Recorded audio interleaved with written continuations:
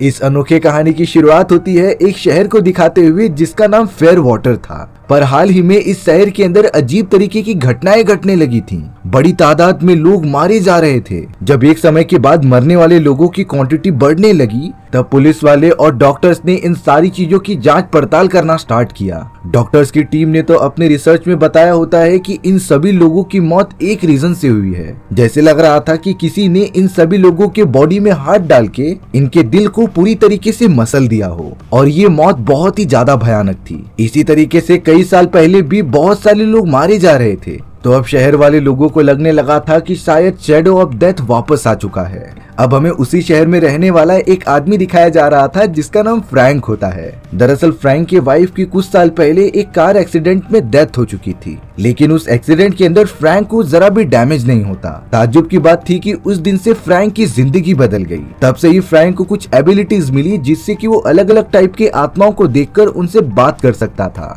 इतने समय में फ्रैंक के पास 3 आत्माएं होती हैं जो उसकी दोस्त थीं। पहली आत्मा का नाम साइरस होता है जो मरने से पहले एक गैंगस्टर हुआ करता था।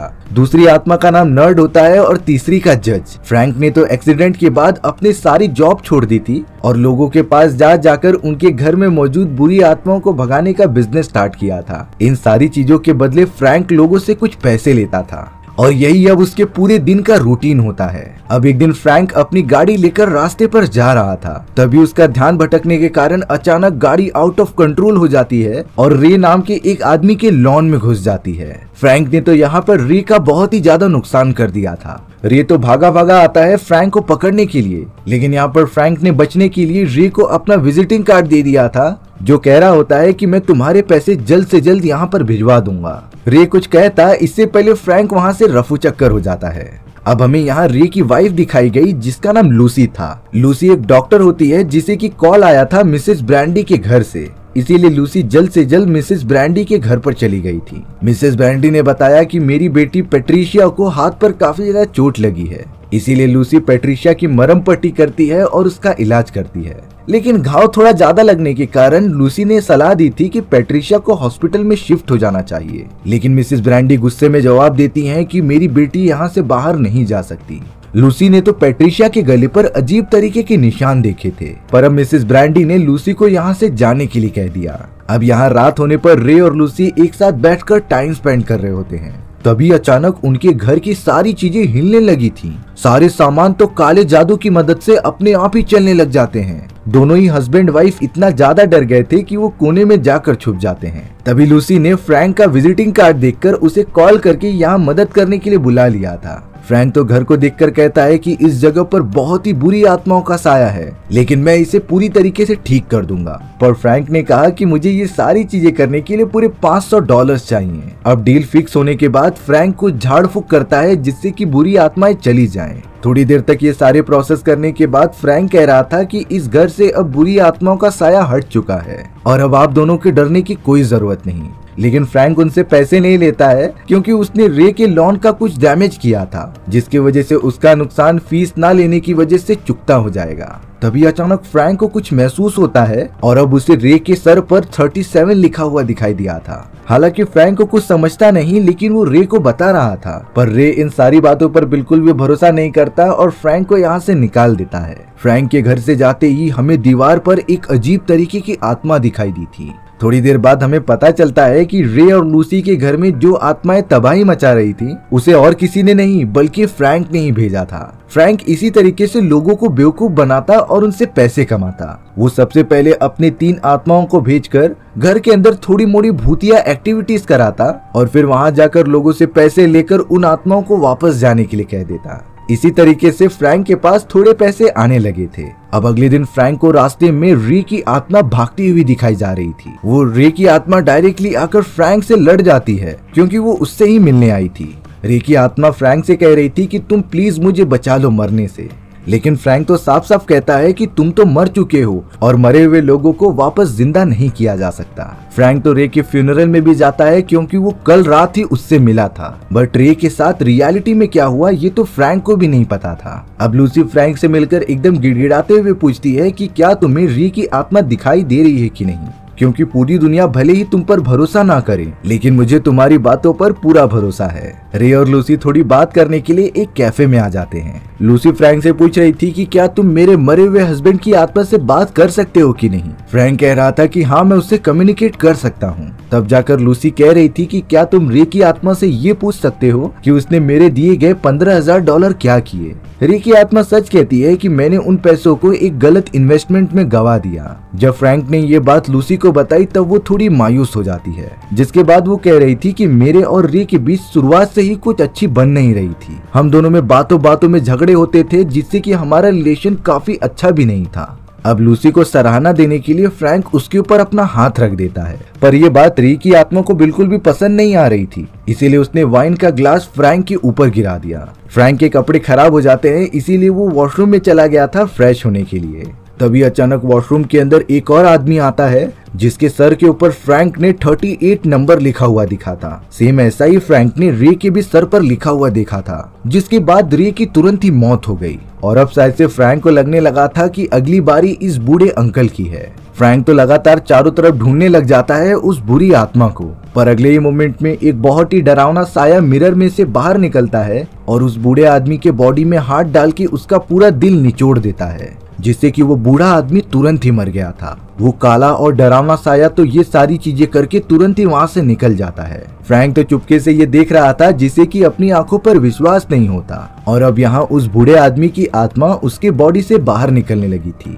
अचानक ऊपर की तरफ से एक अजीब तरीके का पोर्टल ओपन होता है, जिसके अंदर उस बूढ़े आदमी की आत्मा खींची चली गई थी। फ्रैंक को बिल्कुल भी नहीं समझता कि आखिरकार यहाँ हुआ क्या, पर फिर भी फ्रैंक अब उस काले साये का पीछा करने लगता है। वो काला साया तो यहाँ से वहाँ लगातार शहर में भागता जा रहा था, जैसे कि वो अपना अगला शिकार ढूंढ रहा हो। फ्रैंक को अब थोड़ा थोड़ा समझ में आने लगा था कि शायद से इसी काले साये ने शहर में मौजूद उन सभी लोगों को मारा होगा। बट अब वो काला साया इतना ज्यादा तेज था कि फ्रैंक उसका पीछा ही नहीं कर पाता। यहाँ पुलिस वाले अब रे की वाइफ लूसी को पकड़ लेते हैं, क्योंकि उन्हें फ्रैंक के ऊपर शक था। रे के बाद जिस बूढ़े आदमी की मौत हुई थी उस जगह पर फ्रैंक मौजूद था, इसीलिए पुलिस वाले लूसी से फ्रैंक के बारे में सारी इंफॉर्मेशन निकलवाते रहते हैं। वहीं दूसरी तरफ हमें फ्रैंक दिखाया जा रहा था, जो बहुत ही ज्यादा मायूस होकर अपने कार में बैठा होता है। पर तभी उसे अचानक पास ही वाले होटल में उसी तरीके की व्हाइट लाइट नीचे आती हुई दिखाई दी थी। फ्रैंक समझ गया था कि शायद से उस बुरी आत्मा ने अपना नया शिकार कर लिया है, इसीलिए फ्रैंक जल्द से जल्द पता करने के लिए होटल के अंदर चला गया। उस जगह पर तो एक जवान लड़की की मौत हो चुकी थी, जिसके सर पर 39 लिखा होता है,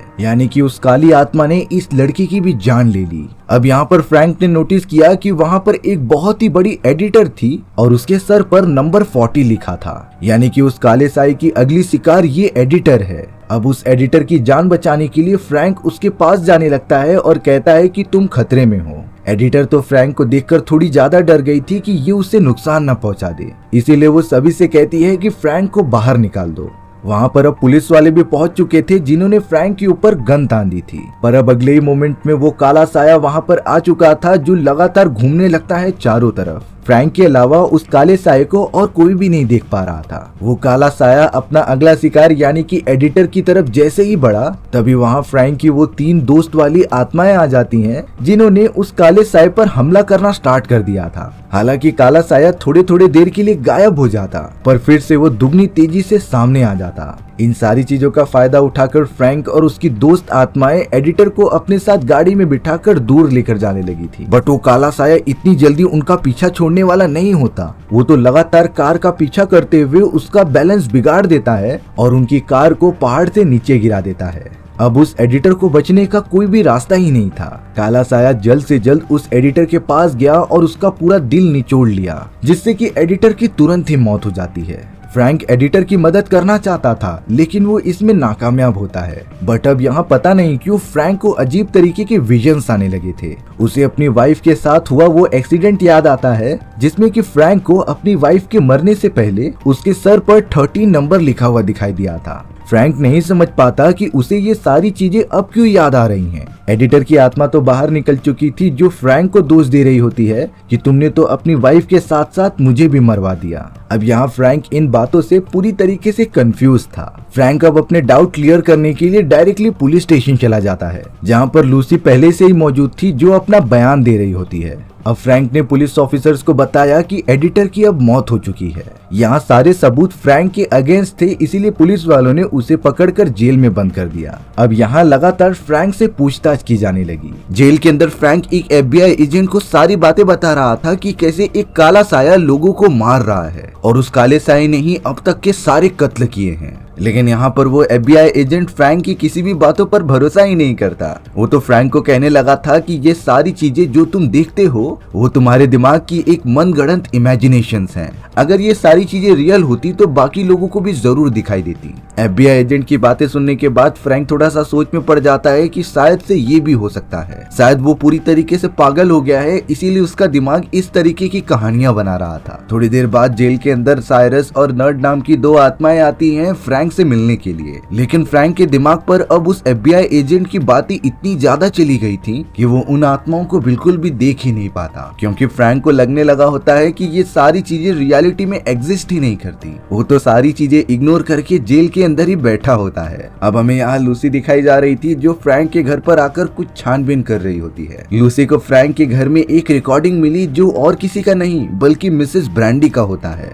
ये वही बूढ़ी औरत थी जहाँ पर लूसी उसकी बेटी का इलाज करने के लिए पहली बार गई थी। मिसेस ब्रांडी ने मैसेज भेजा था कि उसकी बेटी पैट्रिशिया को किसी ने कंट्रोल कर लिया है और वो अजीब तरीके की हरकतें कर रही हैं। इसीलिए मिसेस ब्रांडी फ्रैंक को लगातार अपनी मदद के लिए घर पे बुला रही थी। लूसी को नहीं समझ में आता कि आखिरकार प्रॉब्लम मिसेस ब्रांडी में है या फिर उनकी बेटी में, क्योंकि लास्ट टाइम तो मिसेस ब्रांडी अजीब तरीके का बिहेव कर रही थी और उस समय लूसी को लगने लगा था कि जो पैट्रिशिया को चोटें लगी हैं वो और किसी ने नहीं बल्कि उसकी मदर मिसेस ब्रांडी ने दी थी। लेकिन वो अब इस तरीके से मदद के लिए क्यों बुला रही हैं? लूसी को ये पता करना था, इसीलिए वो जल्द से जल्द मिसेस ब्रांडी के घर पर चली गई थी। हालांकि मिसेस ब्रांडी अभी घर पर मौजूद नहीं होती, इसीलिए अब लूसी घर के अंदर मौजूद पैट्रिशिया से मिलने चली गई थी। लूसी पैट्रिशिया को कह रही थी कि शायद तुम्हारी मॉम की दिमागी हालत ठीक नहीं है, तो फिर तुम इस घर से बाहर क्यों नहीं निकल जाती? पैट्रिशिया कह रही थी कि मैं ऐसा बिल्कुल भी नहीं कर सकती, ये सारी चीजें इतनी भी ज्यादा सिंपल नहीं है। पैट्रिशिया तो बहुत ही ज्यादा इमोशनल होकर पास ही में पड़े हुए एक जार की तरफ देखने लगी थी।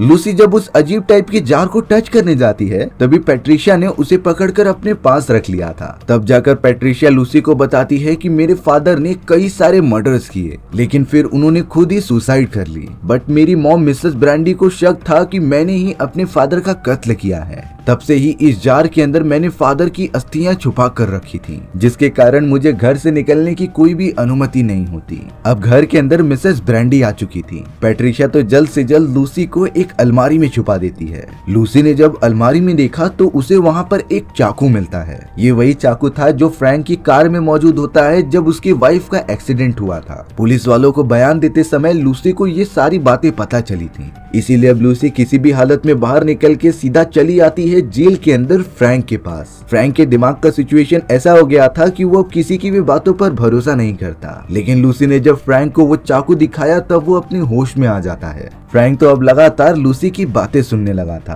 तभी अचानक फ्रैंक को लूसी के सर पर 41 नंबर लिखा हुआ दिखाई देता है, जिसका मतलब था कि उस काली आत्मा का नया शिकार लूसी है। अगले ही मोमेंट में वो काला साया वहाँ पर आ जाता है लूसी को मारने के लिए। हालांकि लूसी उस काले साये को नहीं देख पा रही थी, लेकिन फ्रैंक तो उसे पूरी तरीके से देख सकता था, इसीलिए वो काले साये को रोकने के लिए आगे बढ़ जाता है। लेकिन फ्रैंक तो काली आत्मा को पकड़ ही नहीं पाता और अब वो काली आत्मा सीधा लूसी के पास आ जाती है और उसके बॉडी में डालकर उसके हार्ट को रप्चर करने लगती है। पर सही मोमेंट पर वो दोनों आत्माएं आ गई थी जो फ्रैंक की दोस्त होती हैं। उन लोगों ने तो मिलकर काली आत्मा पर हमला कर दिया था, जिससे कि अभी के लिए लूसी की जान बच जाती है। लेकिन काला साया बार बार आकर लूसी को मारने की कोशिश कर रहा था। फ्रैंक समझ गया था कि लूसी की जान को अब बहुत ही बड़ा खतरा है। फिलहाल के लिए फ्रैंक लूसी को बचाकर बाहर की तरफ आ जाता है, बट अब वो थोड़ा सा टेंशन में लग रहा था क्योंकि वो काला साया लूसी को मार कर ही रहेगा। और अब तो फ्रैंक और लूसी एक दूसरे से प्यार भी करने लगे थे, इसीलिए लूसी की जान बचाना बहुत ही ज्यादा इम्पोर्टेंट था।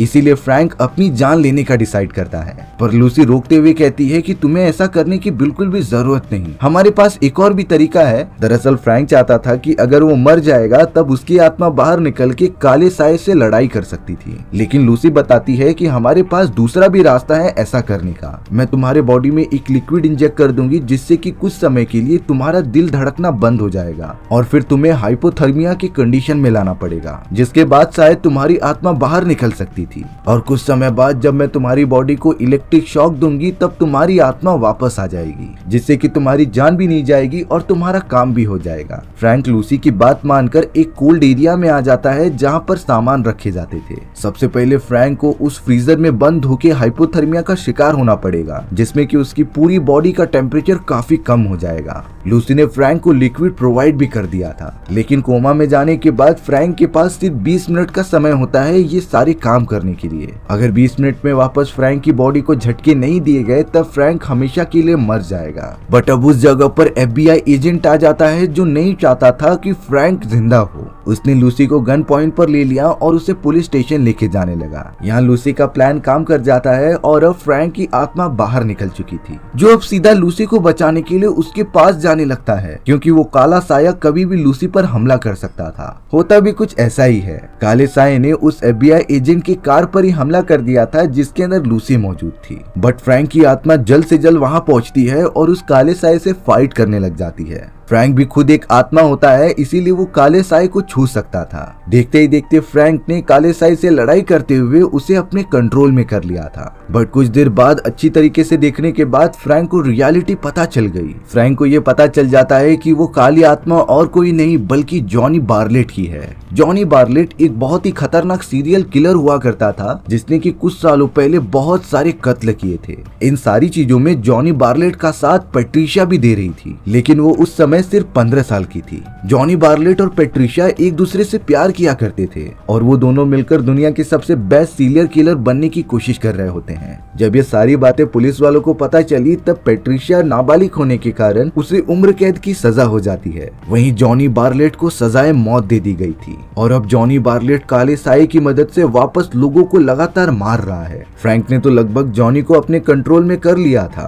पर तभी लूसी सही सलामत उस जगह पहुंच जाती है जहां फ्रैंक की बॉडी मौजूद थी। वो फ्रैंक को लगातार इलेक्ट्रिक शॉक देती है ताकि उसकी आत्मा वापस आ जाए। फ्रैंक की आत्मा अपने बॉडी में वापस आने से पहले जॉनी की आत्मा के ऊपर लगे हुए काले साये को वापस निकाल देता है और इसी काले साये की मदद से जॉनी लगातार सभी को मार रहा था। बट अब उसके बिना वो ऐसा बिल्कुल भी नहीं कर सकता। फ्रैंक होश में आकर लूसी को सारी बातें बता रहा था कि वो काली आत्मा जॉनी बार्लेट की थी। पैट्रिशिया और वो मिलकर सीरियल किलिंग का काम किया करते थे। फ्रैंक थोड़ा सा कमजोर होता है, इसीलिए लूसी खुद ही चली गई थी पैट्रिशिया के घर पर और वो लगातार कह रही होती है कि तुम्हें घर से बाहर निकलना पड़ेगा, लेकिन मिसेस ब्रैंडी कह रही थी कि तुम ऐसा बिल्कुल भी नहीं कर सकती। तब जाकर लूसी ने मिसेस ब्रैंडी से कहा कि आखिरकार आपकी अलमारी में वो चाकू क्यों मौजूद था। मिसेस ब्रैंडी घबरा कर कहती है कि तुम मेरे रूम में क्यों गई और अब मिसेस ब्रैंडी डर कर सीधे ऊपर चली जाती हैं। लूसी भी उनसे कुछ पूछताछ करने के लिए पीछे चली गई, पर अब उस जगह पर जॉनी की आत्मा आ जाती है, जिसे कि पैट्रिशिया एकदम से महसूस कर पा रही थी। जॉनी की आत्मा पैट्रिशिया को अपने कंट्रोल में करके कह रही होती है कि हमें किसी भी तरीके से दुनिया का सबसे बेस्ट सीरियल किलर बनना है, इसीलिए तुम्हें अपनी मदर और लूसी को जान से मारना होगा। पैट्रिशिया ने सबसे पहले अपनी मदर की जान ले ली और फिर घर के अंदर चाकू लेकर आने के लिए चली गई लूसी को मारने के लिए। थोड़ी देर बाद ही लूसी को कमरे में मिसेस ब्रैंडी की लाश मिलती है। अगले ही मोमेंट में पैट्रिशिया तो लगातार लूसी के ऊपर हमला भी करने लगी थी।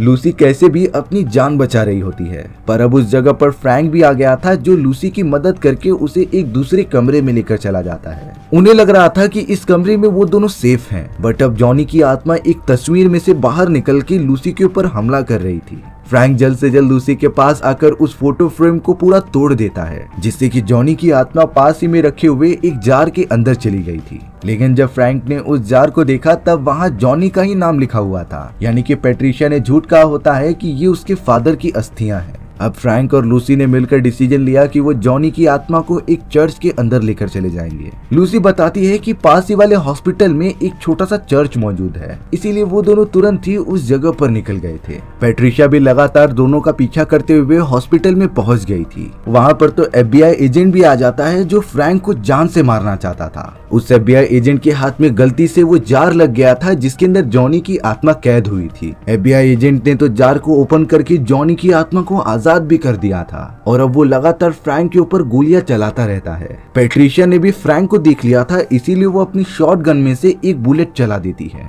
फ्रैंक तो जल्द से जल्द नीचे की तरफ कूद गया था, जिससे कि पैट्रिशिया का चलाया गया वार सीधा FBI एजेंट को आकर लग जाता है, जिससे कि वो वहीं पर मर गया था। इतनी ऊंचाई से नीचे गिरने के बाद फ्रैंक काफी कमजोर हो गया था, इसीलिए उसे अजीब तरीके के विजन्स आने लगते हैं। उसे तो वो समय याद आता है जब उसकी वाइफ का एक्सीडेंट हुआ था। दरअसल वो एक्सीडेंट नहीं बल्कि पैट्रिशिया और जॉनी ने मिलकर उसका मर्डर किया था। अब पैट्रिशिया यहाँ पर जॉनी की मदद से फ्रैंक और लूसी दोनों को ही पकड़ लेती है। वो फ्रैंक को बंदूक से मारने वाली थी, लेकिन बंदूक की सारी बुलेट्स खत्म हो चुकी होती हैं। इसीलिए अब पैट्रिशिया जॉनी के कहने पर फ्रैंक को गला दबाकर मारने लगी थी। अफसोस की बात होती है कि दम घुटने के कारण फ्रैंक की जान निकल गई। पैट्रिशिया तो अब लूसी को मारने के लिए उसके पास जाने लगी। तभी अचानक पीछे से फ्रैंक की आत्मा आती है और पैट्रिशिया को मारकर उसकी आत्मा अपने साथ उस व्हाइट वाले हेवन में लेकर चली जाती है। ये देखते ही जॉनी उन दोनों के पीछे चला गया था। जॉनी यहाँ किसी भी हालत में पैट्रिशिया को खोने नहीं देना चाहता था, इसीलिए वो फ्रैंक की आत्मा से झगड़ा करके पैट्रिशिया की आत्मा को छुड़ा लेता है। बट अब जॉनी और पैट्रिशिया हेवन जाने के बजाय हेल की तरफ जाने लगते हैं। उनका एक बहुत ही खतरनाक पोर्टल ओपन हो गया था जो सीधा हेल की तरफ डायरेक्ट करता था। यहाँ फ्रैंक जब हेवन में पहुंचता है तब उसे वो दोनों आत्माएं दिखाई दी थी जो उसके साथ पृथ्वी पर रहा करती थी। वो आत्माएं फ्रैंक से कहती है कि तुम्हें अब वापस जाना पड़ेगा, तुम्हारे मरने का समय अभी बहुत ही ज्यादा दूर है। और अब फ्रैंक की आत्मा को उसके बॉडी में वापस ट्रांसफर कर दिया जाता है। फ्रैंक तो हेवन में अपनी मरी हुई वाइफ की आत्मा से भी मिलता है जो कह रही थी कि तुम अच्छी जिंदगी जीना। अब फाइनली फ्रैंक की आत्मा को उसकी बॉडी में ट्रांसफर कर दिया गया था, जिससे कि वो जिंदा हो जाता है। सारी चीजें नॉर्मल होने के बाद फ्रैंक और लूसी एक अच्छे रिलेशनशिप में आ चुके थे और वो दोनों साथ मिलकर एक नई जिंदगी की शुरुआत करते हैं। इसी तरीके से हमारी कहानी यहीं पर खत्म हो चुकी थी। सो व्यूअर्स, आपको ये स्टोरी कैसी लगी कमेंट सेक्शन में बताना भूलना मत। और अगर आपको मेरा एक्सप्लेनेशन 1% भी अच्छा लगा होगा ना, तो वीडियो को लाइक एंड चैनल को सब्सक्राइब जरूर कर देना। मिलते हैं इसी तरीके की अनोखी और मजेदार वीडियोस में, तब तक के लिए बाय बाय।